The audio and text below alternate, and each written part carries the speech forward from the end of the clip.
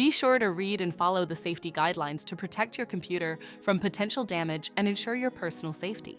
For more information about safety guidelines, see the owner's manual at dell.com/support.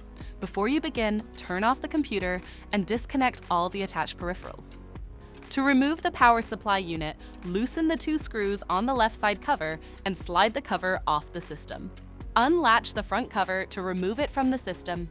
Identify the hard drive assembly and disconnect the cables. Remove the 2 screws and lift the assembly out of the system. Find the disk drive cage and unplug the cables. Remove the screw and lift the cage out of the system. Flip the cage over and disconnect the cables to remove the cage. Identify the power supply unit and disconnect the cables. Remove the 3 screws and lift the unit out of the system. To reinstall the power supply unit, place it back in the system. Install the 3 screws and reconnect the cables. Place the disk drive cage in the system and reconnect the cables. Flip the cage over, tighten the screw, and reconnect the cables.